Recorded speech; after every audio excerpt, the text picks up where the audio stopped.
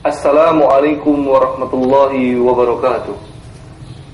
Bismillah, alhamdulillah, wassalatu wassalamu ala rasulillah wa ala alihi wa ashabihi ajmain wa ba'd. Pemirsa Akhbar TV di mana saja Anda berada, pada kesempatan kali ini kita akan membahas sebuah proses, sebuah tahapan-tahapan kejadian yang akan kita alami ketika kita sudah meninggal dunia. Itulah alam kubur. Karena pada zaman ini betapa banyak mereka-mereka yang mengaku dirinya muslim tetapi mengingkari adanya proses, adanya nikmat kubur, adanya adab kubur, dan ada tahapan-tahapan kejadian yang akan kita alami semuanya ketika kita sudah meninggal dunia, ketika kita sudah berada di alam yang lain, yaitu alam barzah atau alam kubur. Izinkan saya membacakan beberapa hadis yang bercerita tentang apa-apa saja yang akan kita alami ketika kita sudah berada di dalam kuburan. Hadis pertama, pemirsa Akhbar TV, hadis riwayat Tirmidzi, Ibnu Majah, Hakim dan yang lainnya. Rasulullah SAW bersabda, "Innal qabr awwalu manazilil akhirah, fa inna jaminhu fama ba'dahu aisaru minhu, wa illam yanju minhu fama ba'dahu asyaddu minhu." Sesungguhnya kuburan adalah tempat pertama di antara tempat-tempat di akhirat. Kuburan fase pertama di antara fase-fase yang ada di akhirat. Barang siapa yang selamat di kuburan, maka insya Allah niscaya sesudahnya dia akan lebih selamat.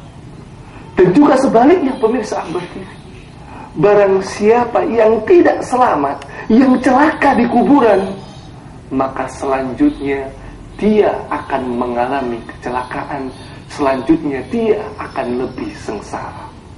Dari sahabat Utsman bin Affan mendengar sabda ini dari Rasulullah SAW, beliau bersabda, "Ma ra'aitu mandorun qattu illa wal qabr aftahu minhu." Beliau SAW bersabda, "Tidaklah aku melihat sebuah pemandangan yang paling menakutkan, pemandangan yang paling mengerikan, pemandangan yang paling menyeramkan, kecuali kuburan lebih menakutkan dibandingkan yang lainnya." Dari hadis ini, pemirsa Akhbar TV, sahabat Utsman bin Affan ketika beliau melewati kuburan, semoga Allah meridhoinya, maka beliau tertunduk menangis, air matanya sampai membasahi jenggotnya. Para sahabat bertanya, "Wahai Utsman, engkau bercerita tentang surga, engkau bercerita tentang neraka, tapi engkau tidak menangis. Kenapa engkau menangis?" "Karena ini, karena kuburan ini." Maka sahabat Utsman menjawab sebagaimana sabda Nabi SAW yang tadi, bahwa tidak ada pemandangan yang lebih menakutkan, lebih mengerikan, lebih menyeramkan kecuali kuburan. Dari hadis ini, pemirsa Akhbar TV, kita bisa mengambil pelajaran bahwa ada satu fase di mana inilah fase pertama di antara fase-fase yang lain yang banyak sekali di antara perjalanan kita menuju akhirat. Adanya azab, adanya nikmat kubur, dan kuburan adalah sebuah tempat, sebuah pemandangan yang lebih menakutkan, lebih mengerikan, lebih menyeramkan daripada apa yang kita saksikan ketika kita hidup di dunia ini. Dan dari hadis ini pula, pemirsa Akhbar TV, kita bisa mendapat pelajaran bahwa ada yang namanya keutamaan menangis, mengingat kuburan, keutamaan menangis, mengingat akhirat.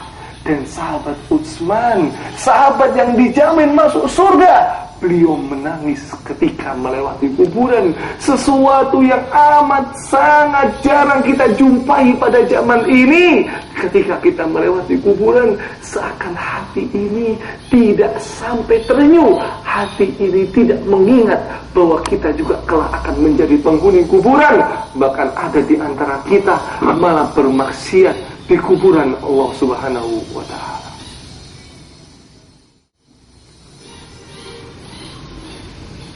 Pemirsa Akbar TV, semoga Allah Subhanahu wa Ta'ala merahmati kita semua. Hadis yang kedua, hadis ini diriwayatkan oleh Imam Bukhari dan Muslim, Ahmad, Nasai dan yang lainnya, menceritakan ketika seseorang yang telah dikubur, yang telah berada di kuburan, dia masih bisa mendengar beberapa langkah-langkah kaki orang-orang yang mengantarkannya untuk menghormatinya di pengkebumian terakhir. Tidak lama setelah itu, maka orang yang telah meninggal di kuburan ini, yang baru saja selesai dikebumikan, didatangi oleh dua sosok malaikat. Atahu malakani aswadani asraqan. Sosok dua malaikat yang kita kenal, malaikat Munkar dan Nakir. Yang hadir, yang disebutkan dalam hadis ini, sosok dua malaikat yang hitam kebiru-biruan alias hitam legam. Sosok malaikat Munkar dan Nakir datang kepada setiap orang yang telah meninggal dalam bentuk yang menakutkan dan menyeramkan, dan ini bagian dari fitnah kubur. Dua sosok malaikat ini bertanya kepada orang yang sudah meninggal, sebagaimana yang masyhur, yang kita ketahui. Pertanyaannya, man rabbuka wa man nabiyuka wa ma dinuka. Siapa Tuhanmu, siapa nabimu, dan apa agamamu? Maka ketika seseorang bisa menjawab pertanyaan ini, Allahu Rabbi wa Muhammadan Nabiyyi wa Islamu dini, ketika seseorang bisa menjawab pertanyaan malaikat Munkar dan Nakir, maka akan dilihatkan sebuah slide pemandangan tempat tinggalnya di surga kelak. Akan dilebarkan kuburannya sebanyak 70 hasta yang tadinya hanya 2 kali 1 meter. Akan ditumbuhi tumbuh-tumbuhan yang rindang di kuburannya, dan dia akan tidur seperti tidurnya pengantin. Ini bagian, pemirsa Akbar TV, dari nikmat kubur. Tetapi sebaliknya, jika seseorang yang telah dikubur, dia tidak bisa menjawab pertanyaan dua malaikat ini, dia menjawab kuntu aqulu ma yaqulun nas. Aku menjawab, aku tidak tahu. Aku menjawab, aku sebagaimana apa yang manusia menjawab umumnya. Maka malaikat Munkar dan Nakir berkata, la daraita wa la ta'id. Kenapa engkau tidak belajar? Kenapa engkau tidak mencari tahu? Kenapa engkau tidak ingin memahami Islam ini lebih dalam? Jadi ini maksudnya, pemirsa Akbar TV, seorang yang hanya ikut-ikutan saja, atau bahasa kita Islam KTP. Dia tidak mau memahami agama Islam yang mulia ini, tidak mau lebih beriman kepada Allah dan Rasulnya. Pokoknya saya Islam, titik, selesai. Dia mendapat ancaman. Sebagaimana hadis ini, Nabi SAW melanjutkan sabdanya, summa yutrobu bimit rokotin min hadidin durbatan baina udunihi. Maka seseorang yang tidak bisa menjawab ini akan dipukul dengan sebuah tongkat dari besi di antara kedua telinganya, yaitu kepalanya, pemirsa. Fayasiru surihatan yasma'uha man yalihi ila asqalaini. Maka dia akan berteriak dengan teriakan yang sangat kencang, yang bisa didengar oleh seluruh makhluk kecuali 2 makhluk, yaitu manusia dan jin. Yadiku alaihi qabruhu hatta takhtalifa adla'uhu. Dan disempitkan kuburnya sampai remuk tulang-tulangnya. Dan dia mendapatkan azab kubur. Kalau untuk orang-orang kafir, sampai datangnya hari kiamat. Kalau untuk orang-orang beriman, sampai dosa-dosa yang menyebabkan dia mendapatkan siksa kubur itu sudah tuntas.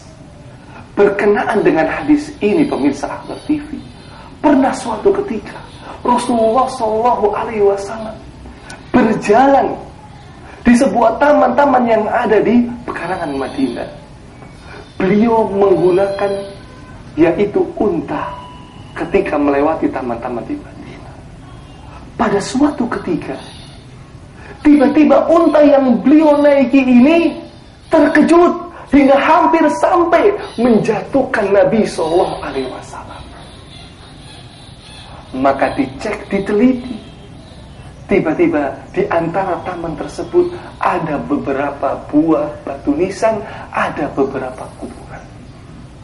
Dan beliau bertanya kepada para sahabat, kuburan siapakah ini? Apakah dia meninggal dalam keadaan Islam atau dia meninggal dalam keadaan tidak Islam? Hingga dijawab oleh para sahabat, mereka yang dikubur ini meninggal dalam keadaan tidak Islam.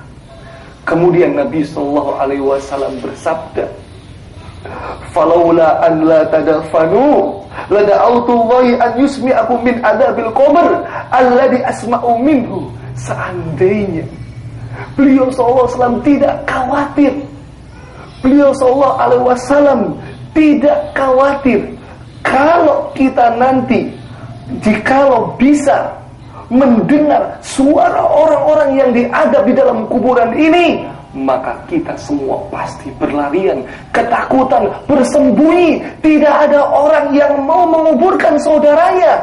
Maka beliau SAW akan berdoa kepada Allah supaya memperdengarkan sebagian suara orang-orang yang disiksa di adab kubur ini kepada kaum muslimin.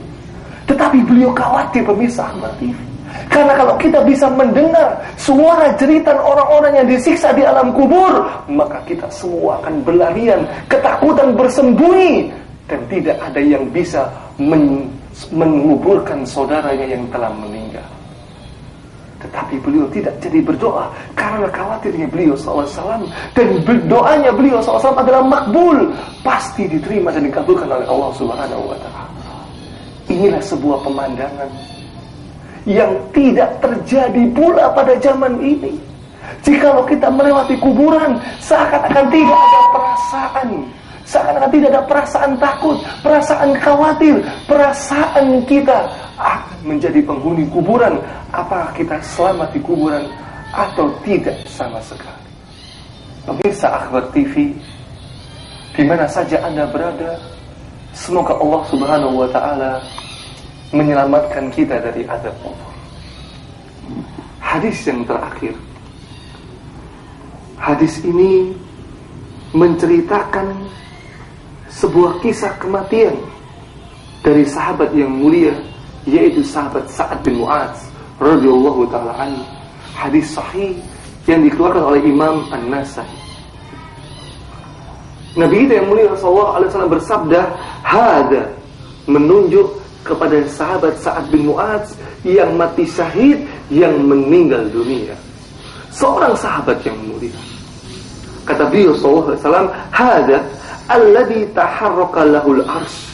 Inilah sahabat Sa'ad bin Mu'adz yang meninggal mati syahid. Meninggalnya Sa'ad bin Mu'adz, sahabat yang mulia, mengguncang arsy Allah Subhanahu wa Ta'ala. Wa futihat lahu abwabus sama'. Dan meninggalnya sahabat bin Mu'adz, sahabat Sa'ad bin Mu'adz, membuka pintu-pintu kebajikan langit yang banyak. Wa syahidahu sab'una alfan minal malaikah. Dan meninggalnya Sa'ad bin Mu'adz dihadiri, pemirsa Akhbar TV, 70.000 malaikat. Masya Allah. Sahabat yang mulia, yang meninggalnya mengguncang arsy Allah, yang meninggalnya membuka pintu-pintu kebajikan langit yang banyak, yang meninggalnya dihadiri 70.000 malaikat. Sebelum saya melanjutkan hadis ini, saya ingin membahas sedikit tentang apa itu arsy Allah. Itulah arsy Allah, singgasananya Allah Subhanahu wa Ta'ala, yang mana Allah bersemayam di arsy. Ar-Rahman al-arsy istawa. Dalam kitab Syarah Aqidah At-Tahawiyah disebutkan bahwa arsy Allah itu adalah singgasana Allah Subhanahu wa Ta'ala. Arsy Allah itu dipikul oleh beberapa malaikat. Ia laksana kubah bagi alam semesta ini, atap bagi seluruh makhluk ini. Disebutkan dalam hadis riwayat Abu Dawud, Nabi kita yang mulia sallallahu alaihi wasallam menceritakan salah satu sosok malaikat yang memikul arsy Allah.